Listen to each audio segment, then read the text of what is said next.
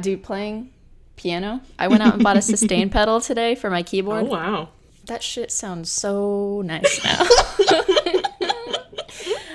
And it was raining, and so I was playing my freaking slow song that I've been learning. Yeah. My Thoreau's song from my favorite podcast, Malevolent. Yeah. Goddamn. And with a sustain pedal in the thunderstorm. Good stuff. Good stuff. Tight shit right there. What kind of electric guitar do you have? It's a Fender Mustang. Wow, you have like a fancy one. Yeah, I got it for my birthday one year. Dude, okay, that rules. Yeah. You should definitely pick it back up. I couldn't sleep the other day, and so I went out on my patio. Yes. And I say that it's covered in leaves.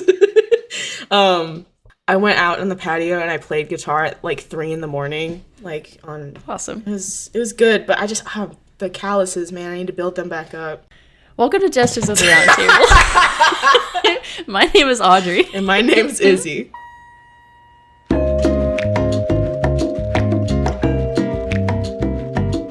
Izzy, would you like to talk to me about tea this week? I would love to talk about tea with you this week. Awesome. Okay, what are you drinking today? Today I'm drinking. Have a cuppa. Yes, we made cuppas before we started. We made cuppas. This is a mango pineapple green tea that I like to drink, usually iced, but I didn't have time to make it iced. I was rushing. So true.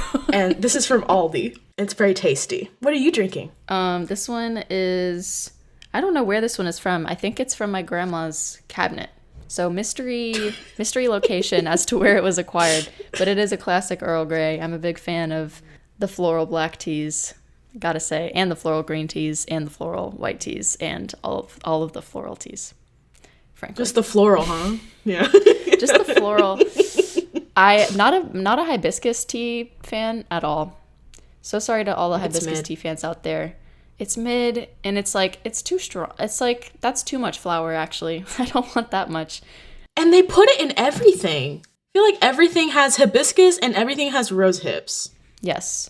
And it turns all the hibiscus stuff turns an aggressive shade of red that looks like Kool-Aid. I'm not a fan. I'm 22 years old. Please, I don't want like Kool-Aid tea. Well, I'm a fan of the red color, but to each their own. Okay. That's fair. Okay. We have to start about where the process begins for the tea making experience. Sorry, okay. And for me, I'm sorry. I thought we were gonna go into the farms where the tea leaves are grown. I was starting at the beginning. I thought you didn't do any research. In the beginning. Okay. In the beginning. In China in 8000 BCE. Yes. They're making tea. No. For me, it's the mug selection. Gotta be. Mm-hmm. It's important. This is an important first step. This is going to set the entire mood for my tea drinking experience. And if it's not the right mug, if I'm not feeling the mug, I don't want to drink that tea. I don't want to pick it up. I don't want to look at it. I'm a big fan of, well, okay, this is weird because usually I'm a fan of like really, really small cups. But this one's really big. I don't know. I chose this one because it was green. And I really, really wanted a dark green mug today. And that was where the muses took me. And I listened to them. I tuned in. But usually I'm a fan of the dainty ones. Not because like it makes me feel fancy or anything. I just don't drink tea fast enough to drink the big cup before it gets cold. So I drink the little cup and then I just make a second cup so that it stays hot. So I'm the opposite. I like a bigger mug because I want to drink a lot of tea and I don't want to have to get up and make more. And I also don't mind when it gets cold because then I have a cold beverage. And in the summer heat, that's great for me. I love that for me. Ooh, I like that you appreciate the transformation of it. That's really good. To be loved is to be changed. It comes in... Yes. It comes in phases. Yeah. You've got waves of tea. Oh, I like that. I love her in all her phases. But I get that. I do like the sensory experience of having a smaller cup is very good to me. It is very good. It does... There is something about having a small plate under your teacup that makes it feel extremely fancy and good. Yeah. And then you're like, oh, I can put my spoon here or my little cookie here, whatever I want. I can put it on this tiny little plate. Yeah. A crumpet. It's huge. A scone, whatever. Scone. And then, yeah, whatever. Have you ever been to a tea house? I have when I was very, very little on my birthday. Okay. I don't remember a lot of it, but they served it in a teapot, and then you could pour it yourself, and I felt very sophisticated.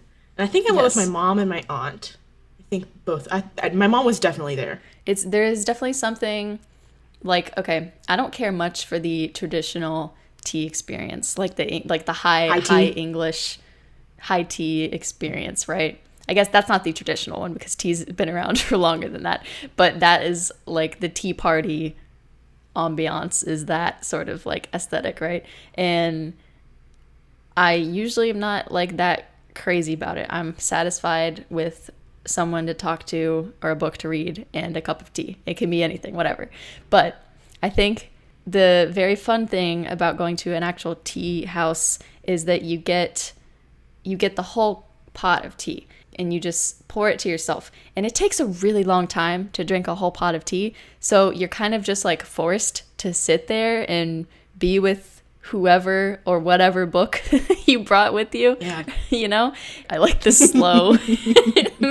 slowness of that, because you have to, you order your tea, you wait for it to be brought out, you have a little snack with it, you pour your tea. It's just a whole experience that's it takes its time, and I like that. Yeah. I think we do need to be slowing down sometimes. Everything's always very busy, go, rush. Busy. But there's always time for tea. There is. I promise. There's morning time. You can have morning times teas. Oh my gosh, afternoons times teas, good nights times teas. I know you're a big enjoyer of the different times of day teas too. I am. I had tea this morning. I had an English breakfast tea, and I had that with my breakfast. Classic. And right now I'm having this is my fun time tea. And then I think tonight I might have my lavender chamomile tea. A sleepy time, relaxing tea. And honestly, I don't think this might be a hot take.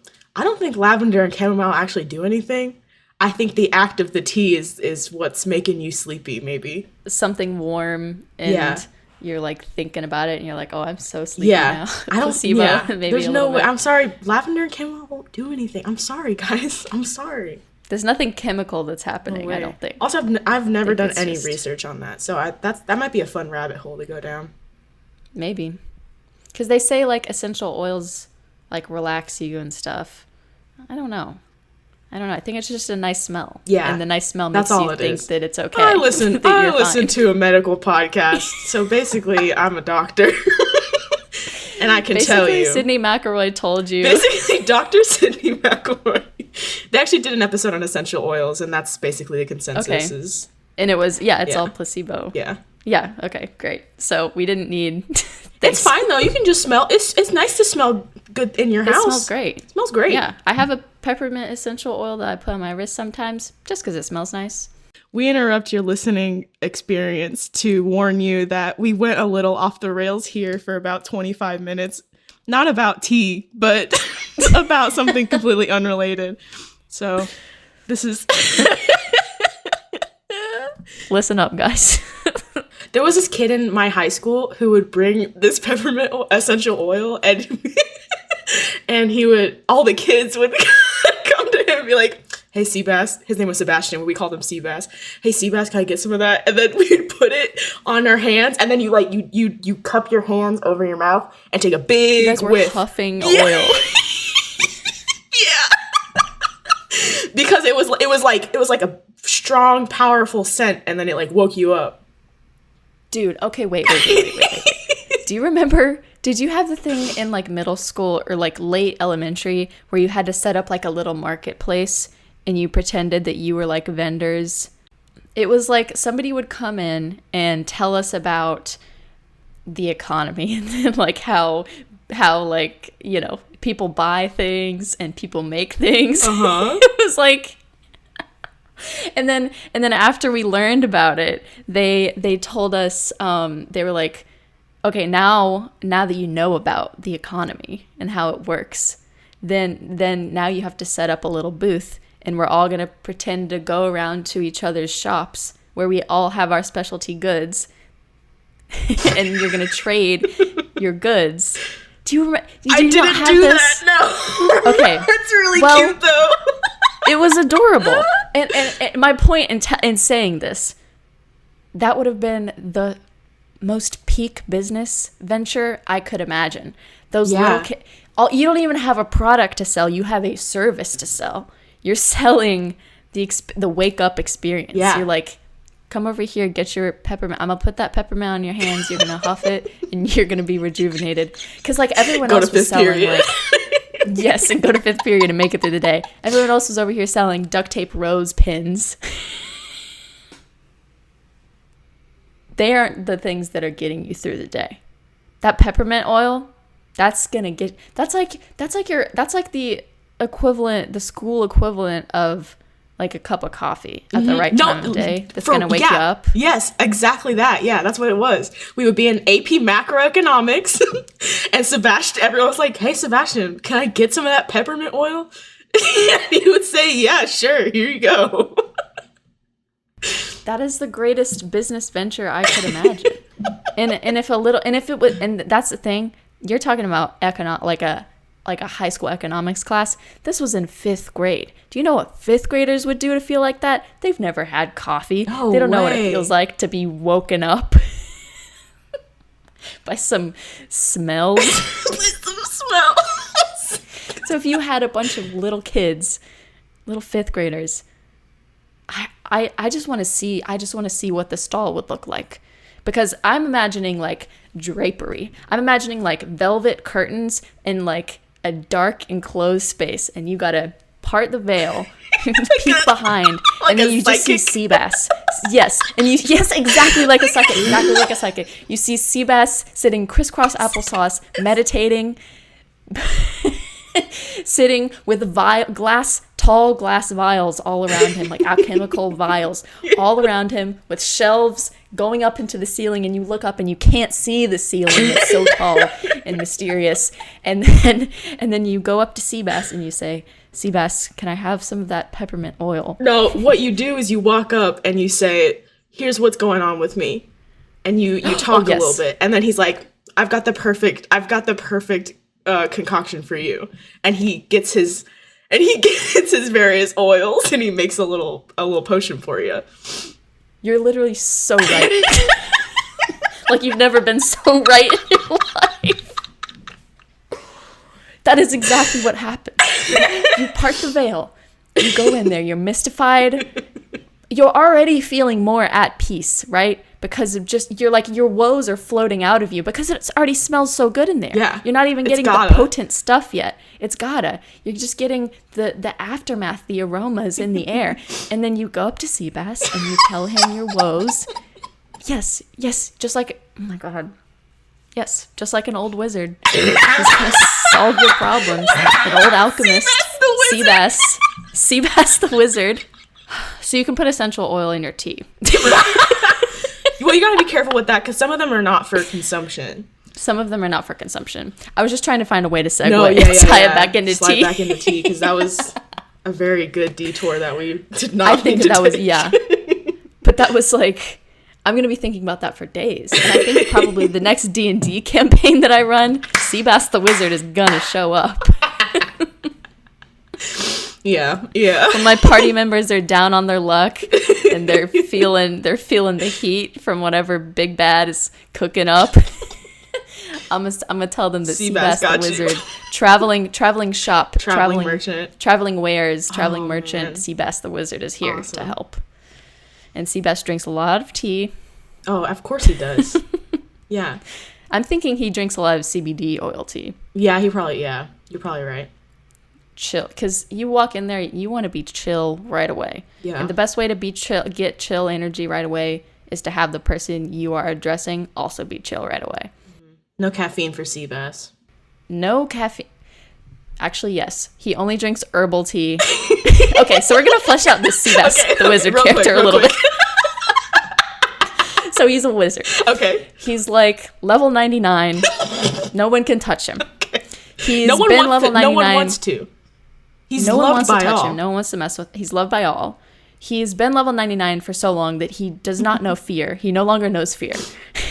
And he only drinks herbal tea because it's not caffeinated. Mm-hmm. And he puts 3 drops of CBD oil in every cup he drinks, and he drinks it nonstop. Like, he just...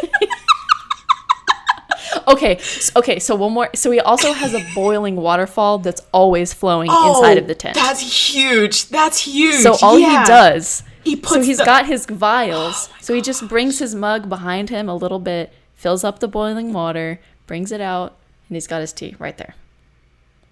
You're a Can you see genius, the bro. vision? I see it. I see it so vividly in my head. I see it. Yeah. Yeah, he's pretty awesome. And also, since his name is Seabass, he probably has some fish-like qualities, eh? I think he probably has some fish-like qualities, and it's probably awesome. Probably. I didn't go to school with a mer person, but I think Seabass I think Seabass the Wizard, maybe. I think he's part fish now.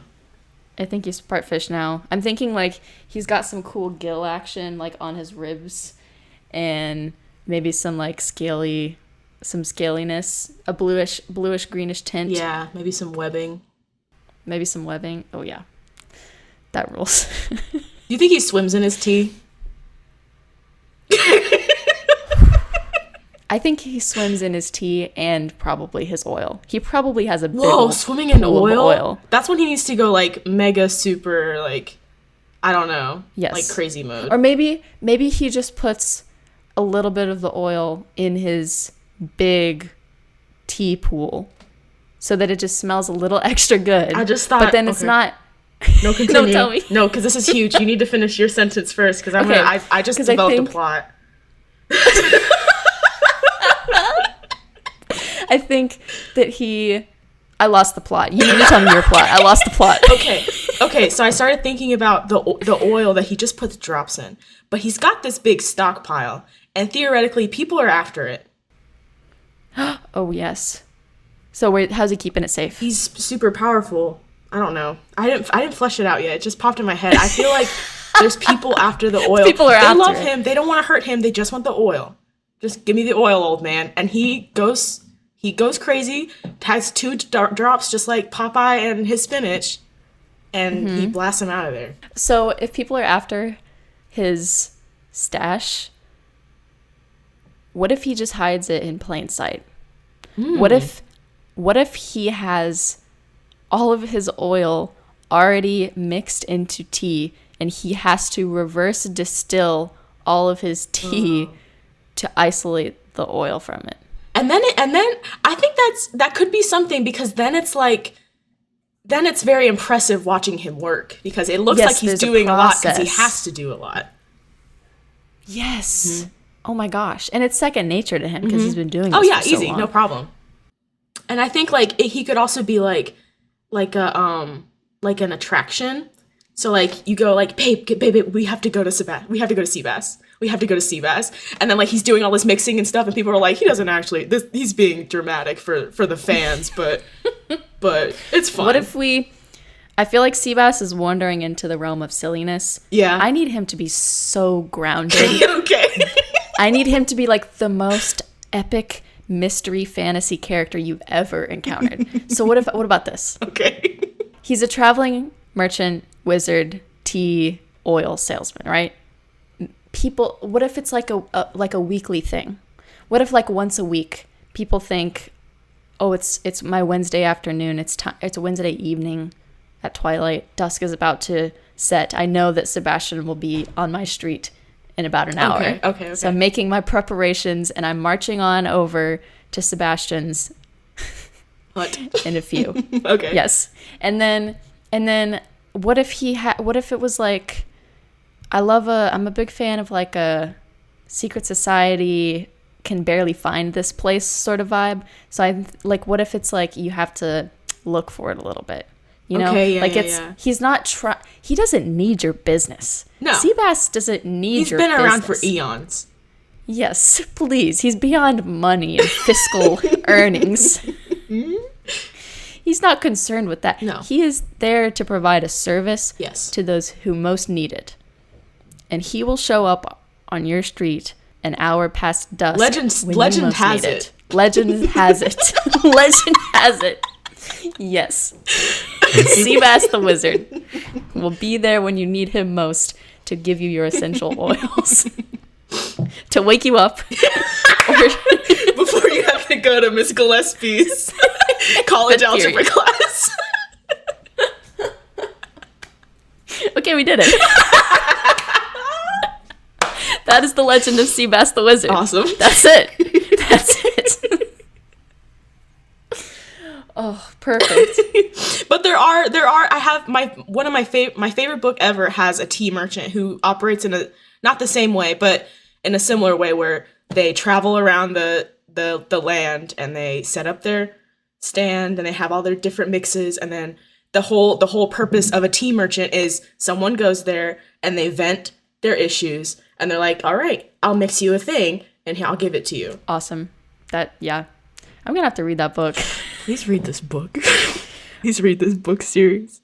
It's called A Psalm for the Wild, built by Becky Chambers. Please read this book and get back to me. Actually, the second one's my favorite, but the first one's very good. Okay, I'm here. It's the next day after we recorded. And I talked to my dad earlier today, and I told him, because our dads worked, me and Seabass, our dads worked together at the same company and on the same team. And so I told him about like how we made up this character based off of this friend I had in high school.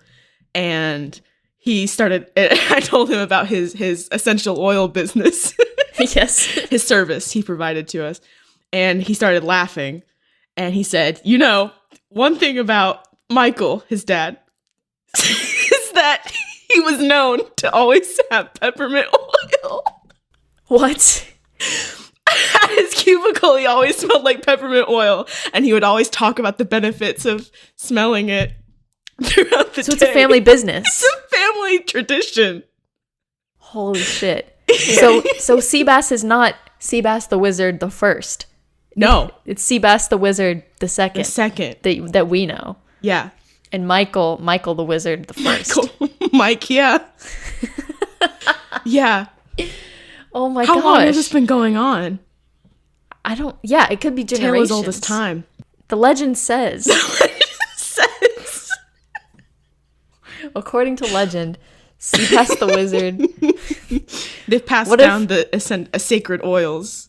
Yes. For eons. And the boiling waterfall. The boiling tea waterfall. What? Yeah. Oh my god. Okay. So that means, what if the wizards just reach a certain the oil wizards? Is that the name we're going with? So, the oil wizards. I guess. So do oil wizards reach a certain age where they cease to age, and then suddenly they're just the wizard of that age forever?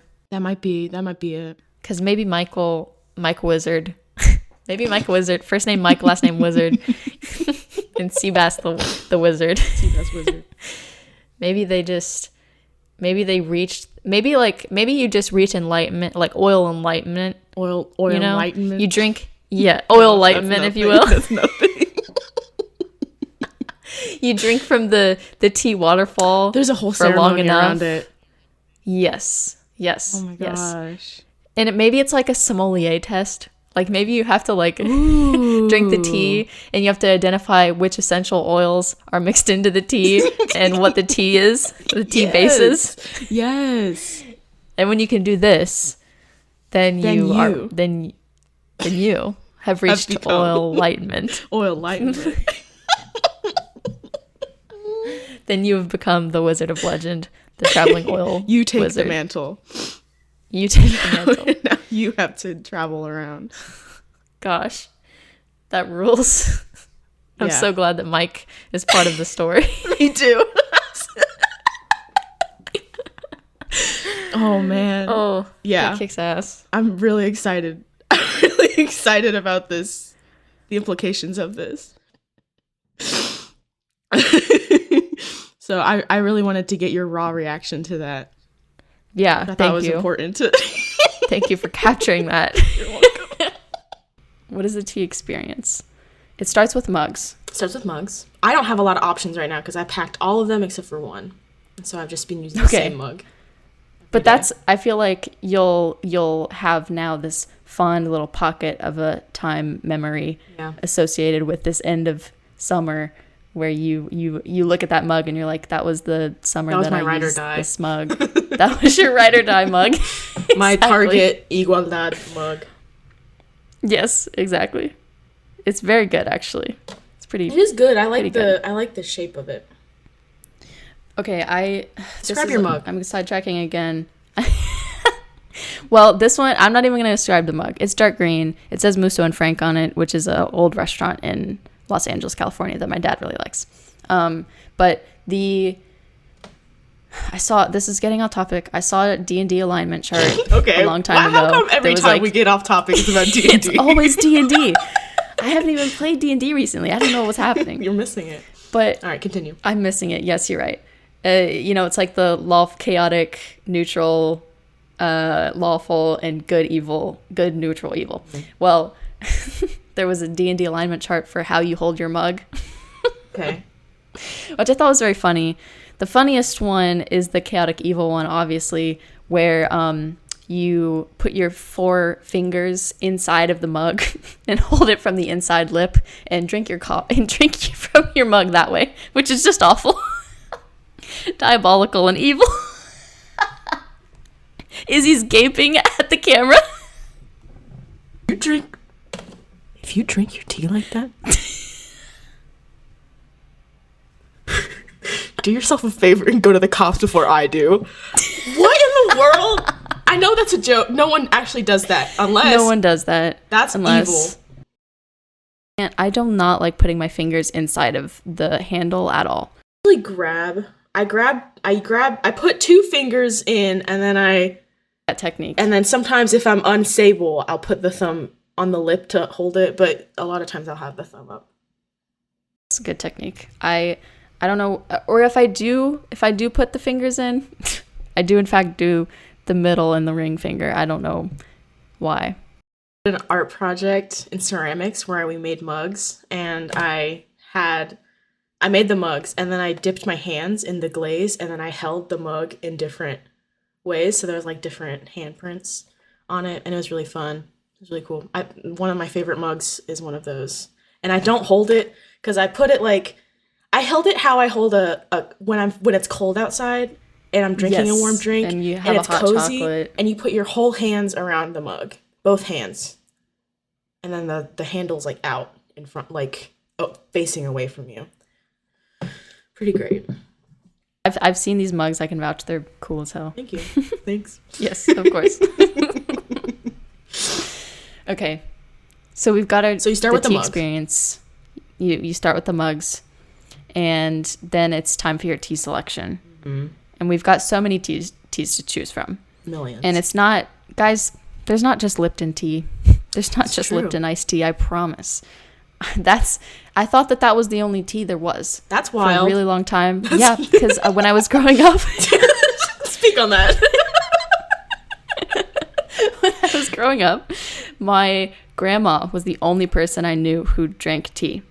And the only tea that she ever made, she brewed an entire pitcher of Lipton tea and then refrigerated it and sugared it like crazy. The only tea that I ever had was like super, super sweet iced tea. And I just wasn't a fan. I was like, I just have water, thanks. I'm just gonna have water. So I genuinely didn't know that other teas existed.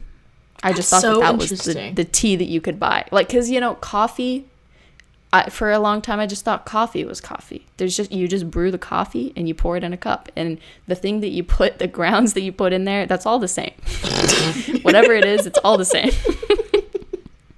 And I feel like people who don't drink tea think exactly that about tea. It's like there's black tea, there's English breakfast tea, or there's Lipton, and like that's it. Mm-hmm. That's the tea experience. Maybe nowadays, I guess probably people know about like matcha and chai and stuff. Yeah, but I don't know that they consider matcha and chai to an extent like to be tea because I feel like a lot of that knowledge comes from like Starbucks and like boba tea shops where it's more like fun drink instead of like, which tea is a fun drink, but it's not the, there's something we're talking about that I don't know how to verbalize yet. Yes. No, I get, because a lot of times I feel like chai and matcha, they're never served on their own. No. You're never tasting just the tea. A lot of times it's like a latte and it's like heavily sweetened and stuff. Which again, good and fun. And you can have a tea that you put cream and sugar in for sure. But there's a difference when like the flavor profile is so altered with chai and matcha and like a latte that I think it changes. Like you can't taste, because matcha tastes really earthy, guys. And when you get it in a Starbucks drink, it's not tasting earthy. No, it's like a hint of matcha. It's like the essence of matcha. Yeah. But then if you get it, if you just have matcha, it tastes like grass and it's great. And it's not for everybody. And I get that and I respect that. Can I say, I think we here in the States, we don't appreciate the bitter flavor enough. And I think that's a turnoff for a lot of people why they don't like tea, because there's a lot of teas that have a bitterness to it, and that's just not something that we have a lot of in our world. In our country. We like the savory, we like the umami, we like the salty and the sweet, the sour, but bitter, spicy. We love spicy over here, but those bitter, no way, get that away from us. Yep. And okay, so here's a genuine solid recommendation. If you don't like the bitterness of tea, don't drink black tea. Period. Tannins. Step away from the black tea. Step away from the tannins. Go for a green tea. Something lighter, something more refreshing. It will not taste as bitter. It'll taste more like earthy and or like florally, depending on the green tea. One of my favorite teas ever is from a shop in Tampa, I think. And it's called Kyoto Rose, and it's like the smoothest green tea ever, and it tastes like your grandma's house smells. Like so rosy. Like so overpoweringly rosy, but I'm a huge fan of that flavor profile. But like, yeah, genuinely, you don't like the bitter, go for a green tea. Methinks. Valid. I think also, I don't know if this is true, but I've read that cold brewing tea sometimes cuts that bitterness a little bit. So consider how long you're brewing your tea for. Maybe don't leave the tea bag in forever. Tea science real quick. We can get into that. Yeah.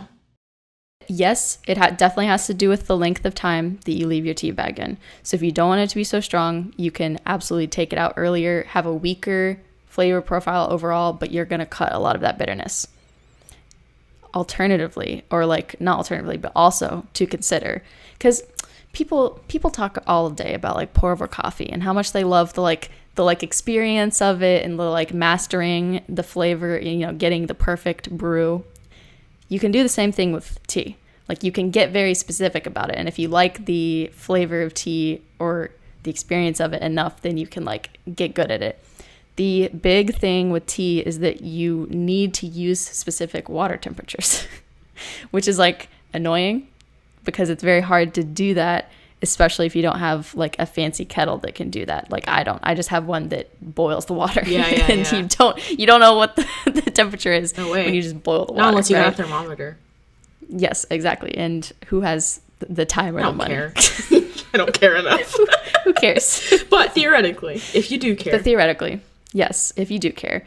If you want to make a solid, least, bring out the best flavor profile in a black tea, 212. Perfect boiling temperature of water will get you there, okay? Okay.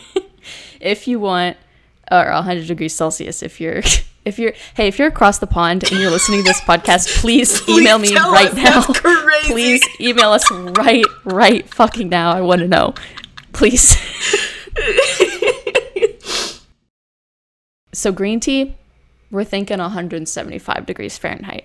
It's a more delicate tea. It's a more delicate leaf. We don't need that full 212 boiling in order to bring out that good flavor. So we're thinking 175 Fahrenheit. Oh God, There's what the no fuck way is you it know in this Celsius? in Celsius off I don't the know top it. of your head. I used to. That's wild. I used to. Well, 'cause I got really into tea. That was a really silly for a face little you bit. made. Herbal, big fan of herbal. It's 212 again because it's basically black tea without as much caffeine. There's still a little bit of caffeine. There's caffeine in all the teas. Common myth. Did you know this? There's caffeine in all the teas? I knew. Unless it specifically says like that. caffeine free. Okay, yeah. Because a lot of people think that green tea doesn't have caffeine. It does. Not true. I did know that. It does. Yes. It just has less. Yes. Much less. Well, not much less, but like it has less. So if you're like, okay, I need to go to sleep, you can go for a green tea. Just know it's got a little bit in there. It's got a little something to perk you up. Magic carpet. Let me take you for a ride. That rules. That's awesome. I just rewatched Aladdin last night. Did you? Yeah, well, because I heard Will Wood do a cover of Prince Ali. Oh, I bet he ate that. He ate, in fact, on that one. And that was actually the top YouTube comment. William ate. William ate. William ate. Like. Correct. So I've been thinking about magic carpets. So please step with me on this magic carpet. I'll take you for a ride. But still. Anyway, okay, we can talk about... I forgot what we were talking about. We were talking about tea temperatures. Herbal, 175. Okay. Nope. Green, No, 175. yeah. Herbal, 212. 212. 212. 212. And that's all. You mean that's all you really need to know. It's not as fancy as coffee. And then cream and sugar to taste. Or nothing. Drink it black. Whatever. Doesn't matter. It's your tea emo, experience. Whatever. If you're emo. You hate joy and whimsy. Not me being emo in my black tea over here. I've got sugar in mine, so this is I don't like to put cream in green teas. Cream is a black tea either. only I think for me. Yes. I think for me the flavor of green tea is a little bit too mild, and if you put cream in it, suddenly it just tastes like cream. Yeah, and I'm not a fan. Yeah, no way. It's just cream. It's just don't cream. want that. I'm drinking melted ice cream right now. No good.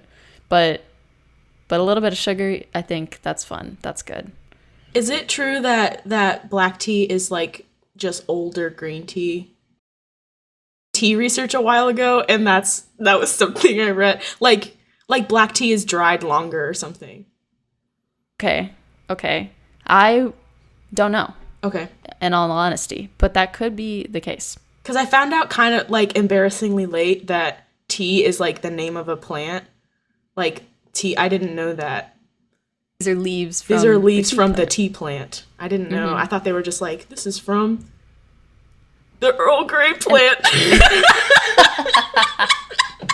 Well, but that's why there's so many varieties of teas, because there's so yeah. many varieties of the plants. And so you've got your tea. Now your tea is brewed. It's all set up with your preferred creams and sugars, right? So now what's the next step of your tea experience? Mm-hmm. Well, it's the tea snack. Of course, obviously. It's the tea snack. I'm bringing in aggressive energy because I feel like the tea snack is an important step and people forget about it. Can I be really quick? I usually don't have tea with a snack because I'm sitting down, I'm doing something. Like tea is, unless I'm at a place and like unless I'm like in a tea shop or like I'm or like a restaurant or whatever, if I'm like at a place, then I will indulge in a tea snack. But if I'm eating breakfast, and I guess that's my tea snack is my breakfast. Or like, yeah. Or like I'm like working on my computer or something. At a diner, you get a plate of some of the greasiest but tastiest eggs and hash browns you've ever had. It's better when you get the cup of coffee with it. It's just better. So when you have your breakfast and you have a cup of tea with it, it's just better. So you're on the same. Yeah.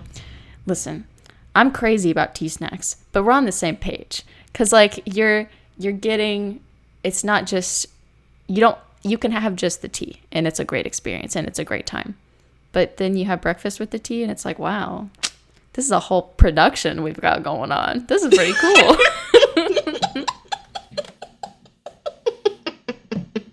favorite tea snack. It's can you hear the Great, awesome. Yes, I can. This is my favorite tea snack.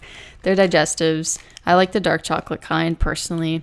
I don't like the kind without chocolate on them because what's the point if you don't have a little bit of a treat of chocolate? I'm going to need you to tell me all about digestives because I know literally nothing about them. I know that Dr. Hooch said something about them one time. Well, that's actually a million years ago. And in my head, they named it something having to do with the gastrointestinal system. And so I thought it was like, you eat this and then you can go to the bathroom after. Okay. I thought this was a laxative product. It is not. At least in my experience. Dude, you've already got it. The first and most important thing that you need to know about digestives, you've already got. Because you know who made a joke about this? Doctor Who. That is the most British show. I watched one episode of Christopher Eccleston very recently, and he said something about eat your digestives and I'll be on my way or whatever. I don't know, something like that. Digestives are British. They're extremely British. They make jokes about them in Love Actually, which is the most British movie there's ever been.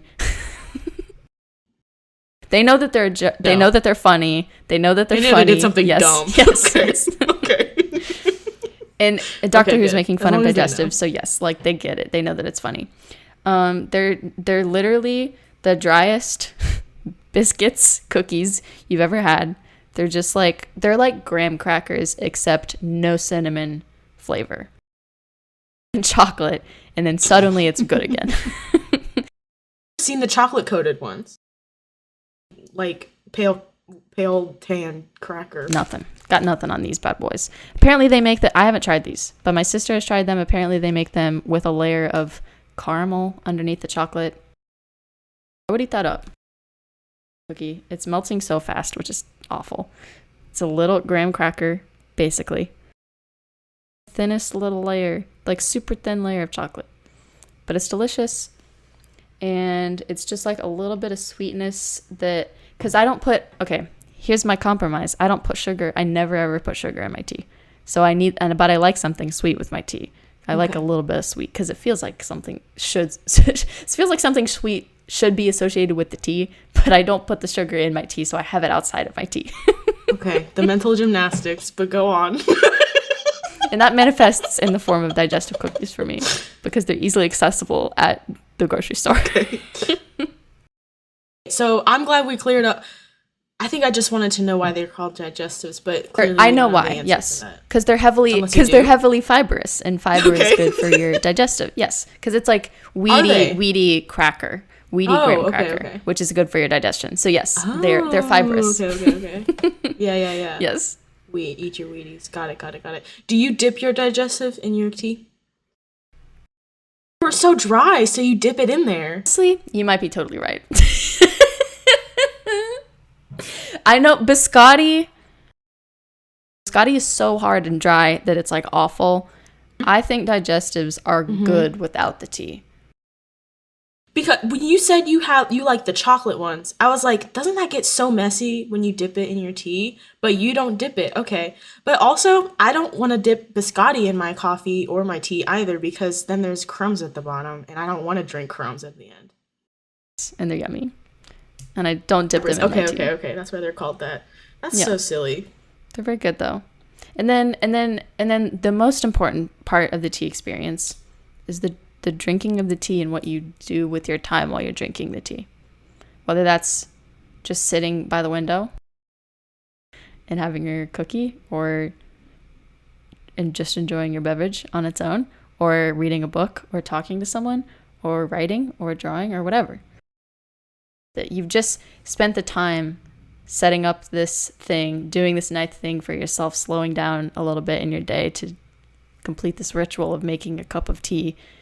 Now it's time to put that to use. And like, tell me if you agree, but like half the time I make tea, it is for the express purpose of I'm feeling a slump in my energy in the day, and I think if I get up and do this thing, it will jumpstart me to be able to do whatever else I need to do in the day. Yeah, if I'm having a cup of tea in the middle of the day, it's because I gotta do something right now. I need to do something different right now. Right now. And then I have my tea and I'm enjoying the flavor, and that's the reward. Yes, exactly. That part of tea is excellent. I started enjoying it so much. It's like I was in college and I was like, what do I do? What am I doing with my life? And sometimes you just need to make a cup of tea. And suddenly it's like, or like if you're sitting down for a long project and you know you're going to be at that drawing table for the next 5 hours, really nice if you know that 2 hours in you can get up and make a cup of tea. Really nice. Yeah. No, yeah. Keeps you going. Yeah. All-nighters I pulled, I would not have gotten through them if I hadn't gotten up and taken a tea break for a minute. No way. Helps. Because I watched Doctor Who at an impressionable young age, and then I watched Sherlock at an and then you became British. Young age, and then I became British. Yeah, unfortunately, that's that's my dark past. Like, yeah. British to enjoy tea, basically, is the point of this. I was going to talk about the discourse in preparing your water. Yes. Okay. I actually saw the post again recently because my friend Caroline, hi Caroline, she posted it on her story or whatever, and I saw it again and I was like, oh my gosh, yeah, that's right. But there's like, okay, so the quote unquote proper way to make tea is you boil it on the stove or in a kettle. I think the kettle is probably the more accepted, but you boil it on a stove, whatever. Little old me, fill that mug up with water, put it in the microwave, 2 minutes, easy. It's hot now. It's hot now. And people hate that. People say you're boiling it in the microwave. It takes 2 seconds on the stove. Is your stove heated by the sun? Is it powered by nuclear fission? Is that... Because my stove's got to heat. It takes a minute to heat my stove up. So me personally, I'm going to throw my mug in the microwave, and you're going to need to take several seats. Yes. It has a timer actually for how long it takes. Usually I can get away with 1:30. But if I want a nice hot cup, I'll do 2 minutes. To anyone who's hating on this idea right now, think about why. Why do you care? Why do you care? Because me personally, I do own a kettle. I like to use the kettle because I like to feel like that's part of the. I like that it's part of the. I like that it's part of the making of it. It does feel quote unquote proper, and so it's nice to do it. But if I'm just making a cuppa for breakfast, it doesn't need to be all that. No. We don't need to do all that. It's okay. We don't need to get all hoity-toity about how we're making our tea. Absolutely not. Whatever your process, whatever your ritual looks like for making the cup of tea, as long as it gets you that cup of tea, you're okay. Don't we all just love each other and bond over the fact that we like tea? Is that so hard to ask? Exactly. Is that so hard to ask? Guys, let's all love each other. And also, one more thing. I like sweet tea. I like Southern sweet tea. And some people don't like it, and that's fine. And that's okay. But let's not start a culture war here. No. Because some of us like our tea sweet and cold. And some people like it warm and not as sugary. Not with 3 cups of sugar in it. It's okay. That's okay. And tea is tea, and that's great. We should all just love drinking tea. Yes. Okay? And can I tell you, after I started drinking the hot, unsweetened tea, I got a taste for it. Now I love Southern sweet tea. Love it. Fascinating. Like, especially like a peachy Southern sweet tea. Oh, yeah. Delectable, extremely refreshing. What a nice treat of a beverage to have in the afternoon. Yeah. So, like your tea, guys. Just drink your tea how you like it, guys. My tea has gone cold, by the way, and now I'm just enjoying. It's kind of like juice now, if we think about it. You can put licorice in there. I'm just kidding. I love you, licorice. We love you, licorice tea drinkers. I respect you, but I respect you. I respect you, but I don't understand you. We're being so hypocritical. Bouncing back and forth. Guys, why can't we just love each other? We don't need to start culture wars. I kind of like licorice a little bit. Like to eat it? Not in my tea though. No, not in my tea. I'll have it's just so strong. So dang strong. I know. I'll have one black jelly bean. One black jelly bean. Okay. That's fair. It's my palate cleanser. Yes. Interesting. My tea is also cold now, but I'm enjoying it as well. Mine's done. Nice. The end. I'm at the last legs too. Izzy, tell me your song for this week while I finish up my cup of tea. Is We Are Happy Landfill by Gorillaz, and I'm choosing that song because they didn't let me post it on my Instagram story because they didn't have it on Instagram. But they had other songs that I think are less good than that song from that album, but that's besides the point. Yeah, that's lame as hell. Why would they do this? Okay, I'm thinking that's a great pick. I love that song. Willard from In Case I Make It by Willwood. Keep up with us. We've got an Instagram and a TikTok, both at Jesters Roundtable. If you want to email us, that's at jesterspod@gmail.com. Spotify has the option to do a little poll or answer a question or leave comments. We'd love that on Spotify or iTunes because you can leave comments and rate us on iTunes as well. And YouTube. And YouTube, yes. Interact with folks about the things that we like to talk about. Exactly, me too. I think it's fun. Yes. Well, thank you guys so much for listening to Jesters of the Round Table. We hope you've enjoyed this conversation about tea, and we'll see you next week. Goodbye. Goodbye. Fine, hold on. Actually, let me check real quick where we are. Oh, that's fine. Do you have it set on time? Can you check the time for me? Mine is set on... My 56. Okay. Mine is set on bars of music. So we're at 1,693 bars, if you needed to know. Because I forgot to change it before we started, so... This week on Jesters of the Round Table, we hope you've enjoyed our conversation about tea. Now you say the social media.